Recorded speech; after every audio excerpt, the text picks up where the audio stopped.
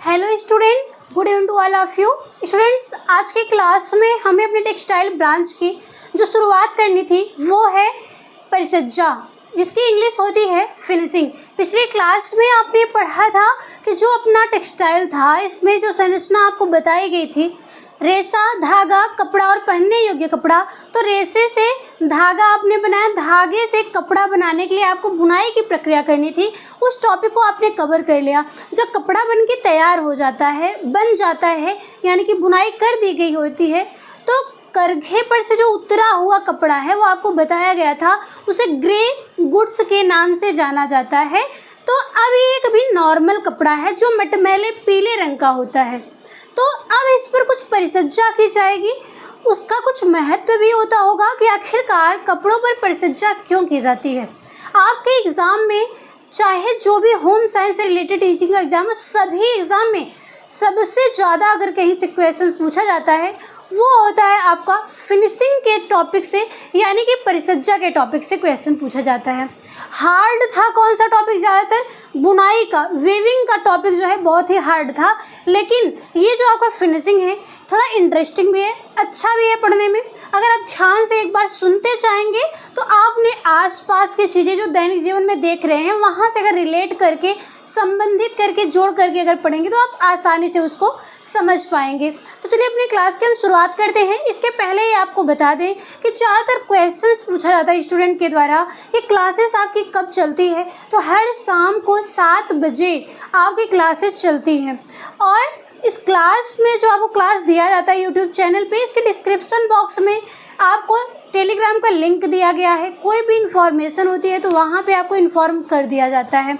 इसके साथ ही साथ व्हाट्सएप लिंक भी दिया गया है चैनल पे, वहाँ से आप जुड़ सकते हैं, ठीक है।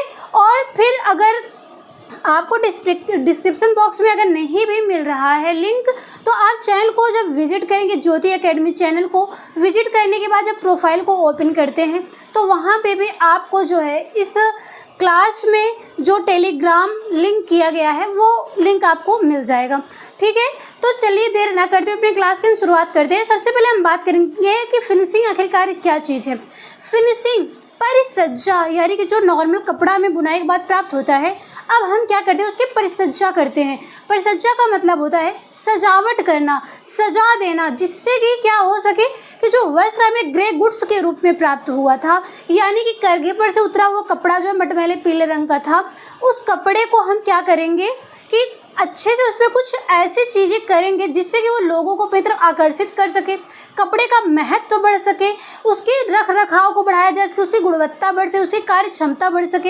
ये सारी चीज़ें देखने को मिलती हैं। तो यहाँ पे देखिएगा आपसे एग्जाम में एक क्वेश्चन जो पूछा जाता है कि करघे पर से उतरा हुआ कपड़ा, यानी कि बुनाई के बाद जब कपड़ा उतरा हुआ मिलता है उसे क्या कहते हैं, तो आप उसको लिख लीजिएगा। ग्रे गुड्स के नाम से जाना जाता है, जिसका रंग भी पूछा जाता है टीचर के एग्जाम में। तो लिख लीजिएगा ग्रे गुड्स, जो कपड़ा करघे पर से उतरा हुआ होता है उसका रंग मटमैले पीले रंग का होता है, ठीक है। तो आगे आप देखिएगा परिसज्जा जो है अब हम करेंगे मटमैले पीले रंग वाले कपड़े को सुंदरता देने के लिए।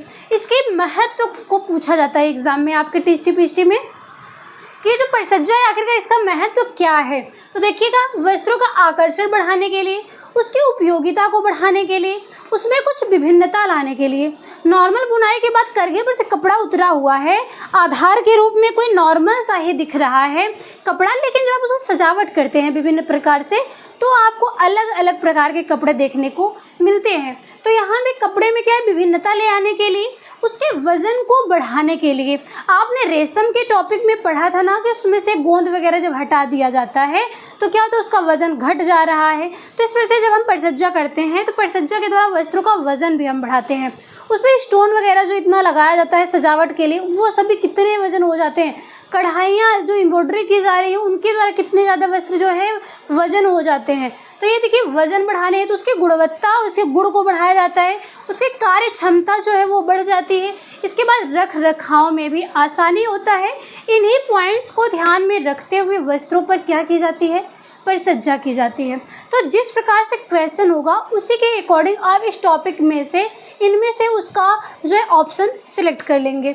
आगे देखिएगा ये जो परिसज्जा है, परिसज्जा से संबंधित कुछ इम्पॉर्टेंट टर्मिनोलॉजी यानी कुछ शब्दावली मतलब जैसे आप कोई हिंदी का लेसन पढ़ते हैं, उसमें कुछ हार्ड वर्ड होता है जो आपके एग्ज़ाम में पूछा जाता है, बचपन से आप लोग पढ़ते आ रहे होंगे।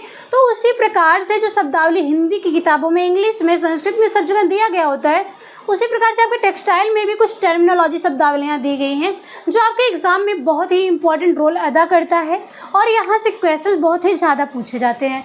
देखिएगा, हम अगर परिसज्जा की शब्दावली की नॉर्मल अगर अभी बात करते हैं तो परिसज्जा में देखिएगा, सबसे पहले शब्दावली में अस्थाई परिसज्जा, जिसे आप परमानेंट फिनिशिंग कहते हैं।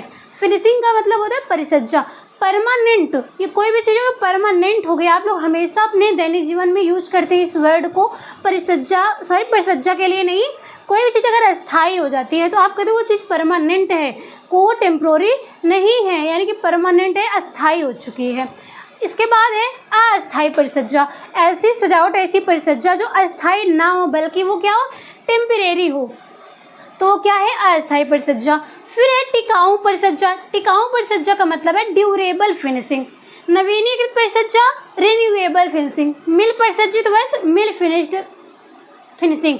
इसके बाद है परिवर्तक यानी कन्वर्टर्स। अब इसमें ये समझिएगा, कोई भी कपड़े पे डिज़ाइनिंग वगैरह की गई है जो परमानेंट हो, नई अवस्था जब वो बनी हुई है वस्त्र, तब से लेकर के अंतिम जब उसका रूप आए, उसका प्रयोग करने के बाद जब अंतिम चरण में वो वस्त्र होगा, तब तक भी कर इस पर क्या है, कोई फिनिशिंग जो है बेकार नहीं होती, वो अस्थाई होती है। लेकिन जो अस्थाई होती है, ये अस्थाई परिसज्जा जो है, अस्थाई परिसज्जा जो है, वस्त्र जब तक आप नहीं धुले हैं तब तक वो परिसज्जा रहेगी। जैसे ही आप उसको वस्त्र को पहली ही बार धो देते हैं, तुरंत उसकी फिनिशिंग जो है वो ख़राब हो जाती है, यानी कि वस्त्र को धुलने से पहले तक ही ऐसी परिसज्जा रहती है, उसे टेम्परेरी परिसज्जा कहा जाता है। अगला था टिकाऊ परिसज्जा का मतलब होता है ये ना ही अस्थाई होता ना ही अस्थाई होता, बल्कि उसके बीच का होता है। ये अस्थाई का मतलब एकदम परमानेंट ही नहीं हो गया है कि पूरा लाइफ टाइम तक रहेगा, और ना ही ऐसा है कि धुलाई के पहले तक ही रहेगा। जो टिकाऊ परिसज्जा है, इसका मतलब होता है कि ये जो है कुछ लंबे समय तक इसकी सजावट जो है बनी रहती है, पूरे समय तक नहीं बल्कि कुछ समय तक इसकी जो परिसज्जा वो बनी रहती है। और ऐसा भी नहीं है कि धुलाई के पहले ही छूट जाए, जैसे धुलाई करेंगे आप पहली बार तुरंत छूट जाए, धुलाई के पहले तक ही ये बची रहे, ऐसा नहीं होता है, बल्कि ये क्या है, ये अस्थाई और अस्थाई के बीच में जो रहता है वो परिसज्जा बताई जा रही है। इसके बाद नवीनीकृत परिसज्जा, रिन्यूएबल फिनिशिंग। पर नवीनीकृत परिसज्जा का मतलब होता है कोई भी ऐसा वस्त्र है जिसे अगर आप जो है दोबारा उसमें कुछ ऐसी परिसज्जाएं कर देते हैं जिससे वस्त्र नए लगने लगते हैं। जैसे कोई भी आप वाइट कलर का कपड़ा पहनते हैं, उसका प्रयोग करते हैं तो धीरे धीरे वो पीलापन पकड़ लेता है, मटमैले रंग का होने लगता है, तो उस पर आप क्या करते हैं, नील वगैरह का प्रयोग करते हैं, तो जाकर के उस पर जो चमक उत्पन्न हो जाती है। फिर आप उसको प्रेस कर देते हैं, नील वगैरह देने के बाद, कलफ देने के बाद कॉटन के कपड़े पे, इसके बाद जो है आप उसको प्रेस वगैरह कर देते हैं, तो यहाँ पे नवीनीकृत परिसज्जा, जिसे आप फिर से दोबारा नया कर सकते हैं, ऐसी परिसज्जा। इसका मिल परिसज्जित वस्त्र, इसे मिल फिनिश्ड फिनिशिंग कहा जाता है। इसका मतलब एक ऐसे वस्त्र जिसमें अलग से फिनिशिंग करने की आवश्यकता नहीं होती है, बल्कि ये परिसज्जा जो है मिल में जहाँ से बुनाई की गई है वहीं से डायरेक्टली इसकी फिनिशिंग की गई होती है। इसके बाद परिवर्तक यानी कन्वर्टर्स। इसमें क्या होता है कि कोई भी ऐसी परिसज्जा जिसमें आप परिवर्तन ले आ सकते हैं, ऐसे कोई सजावट की विधि यहाँ पे बताई जा रही है। तो ये वर्ड आपसे पूछे जाते हैं कि इसका मतलब क्या होता है, या फिर इसका जो एक्सप्लेनेशन अभी हमने आपको समझाया वो एग्ज़ाम में दिया जाता है, फिर उसमें से पूछा जाता है अगर इस प्रकार से फिनिशिंग की गई है तो वो कौन सी परिसज्जा है, कौन सी फिनिशिंग है। तो जो भी आपका सेंटेंस होगा उसके अकॉर्डिंग आप इसमें से जो है ऑप्शन को सेलेक्ट कर लेंगे। इस हिसाब से आपके टीसी पीएचडी के एग्ज़ाम में, DSSB में, या स्टेट में, बिहार स्टेट का जो एग्ज़ाम हुआ उन सब में इसी प्रकार के क्वेश्चन पुटअप किए जाते हैं। आगे देखिएगा, ये जो परिसज्जा आपको पढ़ाई जा रही है, परिसज्जा के कुछ प्रकार बताए गए हैं। परिसज्जा के प्रकार में आपको दो बताया गया, एक है यांत्रिक परिसज्जा और दूसरी है रासायनिक परिसज्जा। यानी कि ऐसी कोई परिसज्जा जो यंत्रों के मदद से की गई है उसे यांत्रिक परिसज्जा कहते हैं, जिसमें रोलरों का प्रयोग आप कर रहे थे। जिस प्रकार से बुनाई में आपने देखा कि एक जो है रोलर जो है जिसमें ताने का धागा लिपटा हुआ था, दूसरे वाले जो पोल थे, जो स्तंभ था, रोलर था, उसमें क्या था कि उसमें आप बुना बुनाया जो कपड़ा तैयार हो रहा था उसको आप लपेट रहे थे। उसी प्रकार से जो रोलर होता है उनके माध्यम से यानी कि यंत्रों के माध्यम से जब परिसज्जा की जाती है वो यांत्रिक परिसज्जा कहलाती है। वहीं पे जब कुछ केमिकल्स रसायनों का प्रयोग करके आप परिचर्या करते हैं उसे रासायनिक परिचर्या कहते हैं। तो सबसे पहले हम बात करते हैं अपनी यांत्रिक परिचर्या की। यांत्रिक जो परिचर्या है इसमें सबसे पहले है बीटलिंग की बात की जाती है। बीटलिंग का मतलब होता है कुटाई करना। आपने लेनन वाले टॉपिक में देखा कि उसको पीट करके तने से रेशे प्राप्त करने के लिए, चमक उत्पन्न करने के लिए, रेशे को आपस में जो सटे हुए थे उनको एक दूसरे से अलग करने के लिए उसमें कुटाई की जा रही थी। तो ये जो है परिचर्या, इसका अर्थ क्या था, ये एक एक पॉइंट जितना भी है आप कंटिन्यू उसको नोट करते जाइए और समझते जाइएगा। बिल्कुल भी किसी भी वर्ड को आप जो मिस नहीं करेंगे, क्योंकि यहाँ से ज़्यादातर क्वेश्चन आपके एग्जाम में पुटअप किए जाते हैं। ठीक है, इसलिए बिल्कुल भी आपको छोड़ना नहीं है। कंटिन्यू आप इसको रिवाइज करते जाइए, पढ़ते जाइए, जो भी क्लासेस आपको बताई जा रही हैं। ठीक है, यहाँ सबसे पहले बताया जाए आपको बीटलिंग। बीटलिंग का मतलब कुटाई करना। ये कुटाई क्यों की जाए, वस्त्रों में चमक व कोमलता बढ़ाने के लिए वस्त्रों पर बीटलिंग की परिचर्या की जाती है, जो कुटाई कहलाती है। आपको हिंदी नाम से ज़्यादा इंग्लिश नाम देखने को मिलेगा। पूरे टेक्सटाइल में आप इंग्लिश वर्ड को ज़्यादा ही इम्पोर्टेंस देंगे, क्योंकि एग्ज़ाम में आपके ज़्यादातर इंग्लिश वर्ड को ही पूछा जाता है। वहाँ पे आपको नहीं पूछा कुटाई क्यों की जाती है, वहाँ किसी इंसान को नहीं कूटना है, अदरक नहीं कूटना है, धनिया नहीं कूटना है, कोई भी चीज़ ऐसी नहीं कूटनी है को आपको कुटाई की बात की जाएगी। यहाँ पे आपको पूछा जाएगा बीटलिंग फिनिशिंग क्या है। इसी प्रकार से आप इसको इंग्लिश और हिंदी दोनों याद कर लेंगे। ठीक है, समझने के लिए आप इसको हिंदी को रखिए, और लेकिन याद करने के लिए आप अच्छे से जब हिंदी इंग्लिश को साथ में याद करेंगे तो अच्छे से याद हो जाएगा। ठीक है, कुटाई क्यों की जा रही थी, चमक उत्पन्न करने के लिए, कोमलता बढ़ाने के लिए। मार के किसी को आप अगर पीट देंगे, कूट देंगे, तो वहाँ पे जो आपको उसमें चमक नहीं उत्पन्न होगी, उसको चोट भी लग जाएगी। ऐसा नहीं करना है। ये चीज़ें आपको कब करनी है, वस्त्रों में करनी है परिचर्या। ठीक है, आगे देखिए ब्रशिंग एंड शेयरिंग। इसका क्या अर्थ होता है कि ब्रश करना एवं रोए उठाना। ब्रश करना दांतों में नहीं, यहाँ वस्त्रों पे ब्रश करने की बात की जा रही है, जिसमें से छोटे और बड़े रेशे को अलग करने के लिए बात की जाती है। ब्रश करते हैं और उसके बाद वस्त्रों में रोए उठाए जाते हैं। तो इसमें क्या होता है, रोए उठाने पे रोए उठाना और फिर काट करके बराबर करना। कुछ ऐसे रेशेदार जो वस्त्र बनाए जाते हैं, तैयार किए जाते हैं, कंबल इत्यादि आप देखते होंगे, तो उस पर क्या होता है कि ब्रश किया जाता है उस पर, उसके बाद उसमें रोए जो हैं वो उभर आते हैं, फिर उसको एक लेबल में काट करके बराबर कर लिया जाता है। तो ये जो परिचर्या है इसे ब्रशिंग एंड शेयरिंग के नाम से जानते हैं। इसके बाद एक कैलेंडरिंग। कैलेंडरिंग का क्या मतलब है, कोई कैलेंडर नहीं है कि जिसको आप बार बार देख रहे हैं, उठा के रख रहे हैं, जो मंथली आप देख रहे हैं, डेट वाला कैलेंडर नहीं, बल्कि क्या, कैलेंडरिंग का मतलब होता है कि कपड़े को इस्त्री करने यानी कि प्रेस करने का जो कार्य है वो कैलेंडरिंग कहलाता है। जब आप नॉर्मल किसी वस्त्र को प्रेस करते हैं कुछ नॉर्मल संख्या में ही, तो उसे इस्त्री करना कहते हैं। लेकिन जब वहीं पे किसी इंडस्ट्री में बात करते हैं, आप लंबे लंबे थान के कपड़े को प्रेस करना है, तो वहाँ पे जो है कैलेंडरिंग विधि का प्रयोग किया जाता है। इसमें बड़े पैमाने पे वस्त्रों की इस्त्री की जाती है। देखो हमने यहाँ पे इस्त्री लिख दिया, ठीक है, इस्त्री होता है, देख लीजिएगा।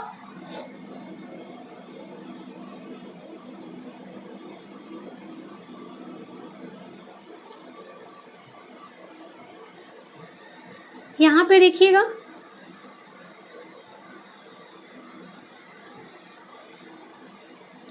इस्त्री, ठीक है, इस्त्री यानी कि प्रेस करने के लिए।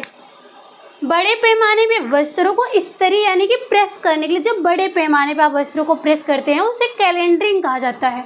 लगभग कितना करता होगा एक साथ में, देखिएगा, 1 मिनट में 140 मीटर कपड़े को, 1 मीटर 2 मीटर 100 मीटर नहीं बल्कि 140 मीटर कपड़े को 1 मिनट में ही ये क्या करता है, प्रेस कर देता है।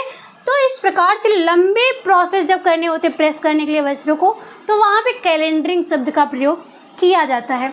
इतना समझ में आया आपको। आगे देखिएगा आप लोग जो है, अगली परिचर्या कौन सी है, नैपिंग। नैपिंग का मतलब होता है रोए उठाना। एक एक सीक्वेंस से आप पढ़ते जाइएगा और इसको नोट भी करते जाइएगा, समझते जाइएगा। नैपिंग का मतलब होता है रोए उठाना।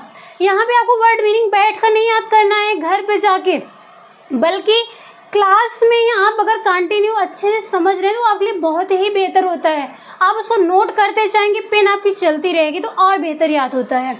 देखिए नैपिंग का मतलब रोएं उठाना। जब कंबल आदि या उलेन किसी भी कपड़े पे आप रोएं उठाने का कार्य करते हैं, उलेन कपड़े पे कंपल्सरी होता है जो, वो होता है रोएं उठाना, उसे नैपिंग कहा जाता है। इसके बाद है टेंटरिंग। टेंटरिंग का मतलब होता है वस्त्र की लंबाई चौड़ाई चारों दिशा में समान करना। इसका मतलब होता है कि जब आप क्या करते हैं, कोई भी वस्त्र जो है आप करघे पर से उतारते हैं, कपड़ा जब बुन करके, तो आपको हमने बताया कि कपड़ा जो है गंदा हो जाता है ना, मटमैले पीले रंग का हो जाता है, उसे ग्रे गुड्स के नाम से जाना जाता है। तो ये बातें आपको पहले बताई गई। तो वही जो ग्रे गुड्स कपड़ा होता है, करघे पर से उतरा हुआ कपड़ा होता है, उसकी लंबाई चौड़ाई लगभग समान नहीं रहती है। फिर उसमें एक प्रक्रिया की जाती है, टेंटरिंग प्रक्रिया की जाती है, टेंटरिंग परिसज्जा की जाती है, जो वस्त्रों की चौड़ाई को, लंबाई को एक समान रूप में कर देता है। जो साड़ी वगैरह आप लोग देखते होंगे, उसके किनारों को देखते होंगे, थान के कपड़े कोई भी सूट वगैरह लेते होंगे, दुपट्टा लेते होंगे, पुरुष वगैरह गमछा वगैरह लेते हैं, शर्ट पैंट के जो थान के कपड़े होते हैं, इन सब में लंबाई चौड़ाई आती थी, जो कटिंग की गई है वो एक समान है। तो इसे सीधा करने के लिए, लंबाई चौड़ाई को समान करने के लिए वस्त्रों पर जो है टेंटरिंग प्रोसेस किया जाता है। एग्ज़ाम में आपसे न जाने कितनी बार टेस्टी के एग्ज़ाम में हर स्टेट में पूछा गया है कि जो है टेंटरिंग प्रक्रिया क्या है, टेंटरिंग फिनिशिंग कौन सी होती है। जब आप वस्त्रों को, करघे पर से उतरे हुए कपड़े को लंबाई चौड़ाई में उसको समान आकार देते हैं, समान रूप से करते हैं, तो वहाँ पे टेंटरिंग परिसज्जा की जाती है। अगला है स्टिफिंग एंड फिलिंग। स्टिफिंग एंड फिलिंग मतलब कड़ा करना व भरना। ऐसा कोई वस्त्र है जो क्या है, थोड़ा झरझरा सा हो गया हो, थोड़ा देखने में तो झलझला सा दिख रहा हो। कुछ कपड़े आप देखते होंगे कि जब आप खरीद के लाते थोड़ा कड़ापन रहता है। कॉटन का कपड़ा आप मार्केट से खरीदिए, थोड़ा कड़ा कड़ा सा रहता है ना, लेकिन जब आप उसको धो देते हैं तो धोने के बाद जो है वो जो कड़ापन होता है उसको छूट जाता है। तो उसे क्या कहते हैं आप, उसे कलफ के नाम से जाना जाता है, जो वस्त्रों को कड़ा करता है। तो वस्त्रों को जब आप कड़ा करते हैं, वही बातें यहाँ पे आपको बताई गई हैं। स्टिफिंग एंड फिनिशिंग, फिलिंग का मतलब कड़ा करना व भरना। जो वस्त्रों में ऐसे वस्त्र जो आप धुल चुके हैं, या फिर जो वस्त्र जो है आप देखते हैं थोड़ा झरझरापन सा दिख रहा हो, उसमें स्टिफिंग की प्रक्रिया की जाती है, भरने की प्रक्रिया की जाती है। और फिर इसका मतलब होता है कि आप वस्त्र को कड़ा भी कर रहे हैं, भर भी रहे हैं, तो वो क्यों कर रहे हैं, उसके सतही दोष को छुपाने के लिए और उसको कड़ा करने के लिए कौन सी प्रक्रिया की जाती है, स्टिफिंग एंड फिलिंग प्रोसेस किया जाता है। आगे है श्रिनराइजिंग। श्रिनराइजिंग न जाने कितने बार आपको एग्जाम पूछा गया, हम हर समय आपको देखने को मिलता है। ऐसे स्टूडेंट जो अपने प्रीवियस ईयर के क्वेश्चन पेपर को सॉल्व कर रहे होंगे, ये सारे वर्ड उनको देखने को मिलते हैं, इसलिए आप इसको टॉपिक वाइज आप इसको नोट करके आप इसको याद करिए। देखिएगा, श्रिनराइजिंग का मतलब होता है चमक है तो सबसे सस्ती विधि होती है। और कैसे वस्त्रों में चमक उत्पन्न करें, कोट आदि के जो अस्तर लगे होते हैं, कोट आदि में जो कोट होता है, बैग होता है, इन सभी में जो है इसका प्रयोग किया जाता है। अगला है वेटिंग प्रोसेस, यानी कि वजन बढ़ाना। रेशम में धात्विक लवण भरना।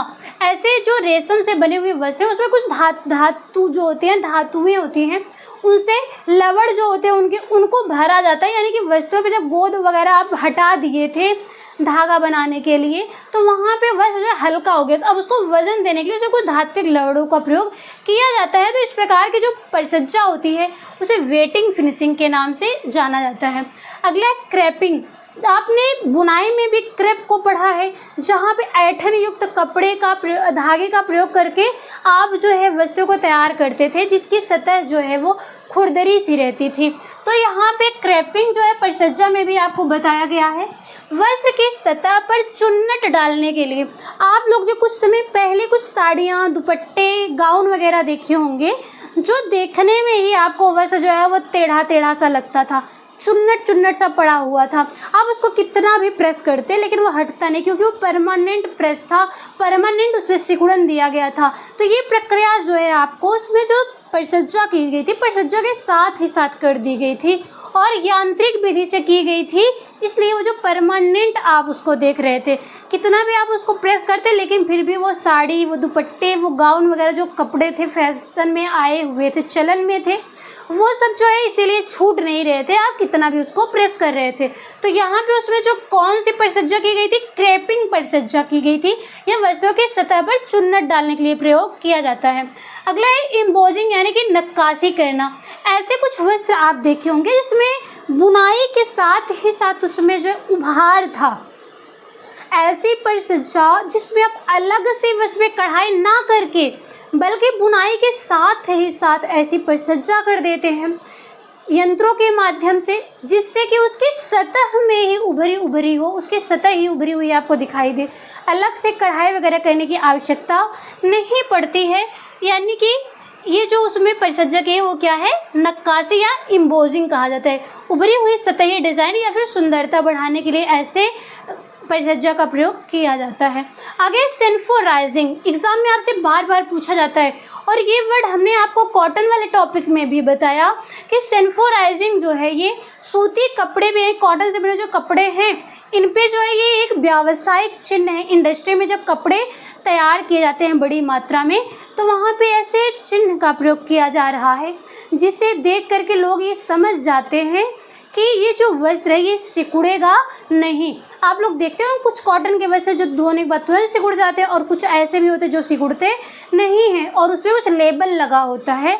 उस चिन्ह का नाम क्या है, सेन्फोराइजिंग। ठीक है, अगला देखिए ग्लेजिंग। ग्लेजिंग का क्या मतलब होता है कि जब वस्त्रों पे सतह इसकी चमकदार बनानी जाती है, वस्त्रों को उसकी सतह को चमकदार बनाने के लिए ग्लेजिंग नामक जो है परिसज्जा की जाती है। इसके बाद है मोयरिंग। मोयरिंग का क्या मतलब होता है कि नमूने अंकित करने वाली, यानी कि इस पे मोयरिंग में एक परिसज्जा जो है ये मोयरिंग, इस पे जो नक्काशियाँ की जा रही, जो डिज़ाइन इस पे दी जा रही है, नक्काशी ना समझ के आप सिर्फ नॉर्मल ये समझ, जो इस पे डिज़ाइनिंग की जाती है परिसज्जा देते समय, इसमें लहरों के जैसे दिखाई देता है। जब आपको जो है लहर के सदृश किसी कपड़े पे चित्र वगैरह दिखाई देते हैं, चित्र के जैसा ही बना हुआ परिसज्जा दिखाई देता है, उसे मोयरिंग फिनिशिंग के नाम से जाना जाता है। इसके बाद है श्रिंगिंग। श्रिंगिंग जो परिसज्जा है इसका क्या मतलब है कि वस्त्र पे सतह के रोए उठाकर उन्हें झुलसाकर चिकना करना। वस्त्रों पर जो है आप रोए उठा देते हैं ब्रश करके, उसके बाद उनके रोए को आप क्या करते हैं, झुलसा देते हैं, उनके रोए को जला करके उसकी सतह को चिकना कर देते हैं। नॉर्मल आप देखिएगा जो ऊनी वस्त्र कुछ ऐसे होते हैं या कॉटन के ही थोड़ा आप कपड़े देखते होंगे जो धीरे धीरे लंबे समय तक यूज करने के बाद उस पर जो रोए रोए से गांठ गांठ के जैसे उभरे हुए दिखते हैं, फिर आप उस पर जो परिसज्जा करने के लिए जो सब प्रेस वगैरह कर देते हैं ना, तो वो झुलस जाते हैं। अगर कंटिन्यू आप कर रहे हैं तो कपड़े पे रोए उठे हुए नहीं दिखाई देते हैं। तो इसी प्रकार की प्रक्रिया परिसज्जा जब आपकी इंडस्ट्रियों में की जाती है तो इस प्रकार की परिसज्जा को श्रिंगिंग फिनिशिंग के नाम से जाना जाता है। तो यहाँ पे जो हमने आपको बताया, आप इसको स्क्रीनशॉट भी यहाँ से ले सकते हैं और इसको ज़्यादातर हम आपको यही आइडिया देंगे कि आप लोग जितना पढ़ा करिए उसको जो साथ ही साथ आप नोट करते जाएंगे तो आप लोग के लिए बहुत ही बेहतर होगा और इसको भी आप अच्छे से समझ पाए होंगे। आई होप आज की क्लास आपको अच्छी लगी होगी। क्लास आपको कैसी लगी ये आप कमेंट बॉक्स में अवश्य बताइएगा। अपने फ्रेंड सर्कल में भी शेयर करिएगा जिससे कि उनकी भी तैयारियां कंटिन्यू हो सके। तो आज की क्लास हम यहीं पे कंप्लीट करते हैं। मिलते हैं आप लोग से हम नेक्स्ट टॉपिक के साथ नेक्स्ट क्लास में। तब तक के लिए धन्यवाद।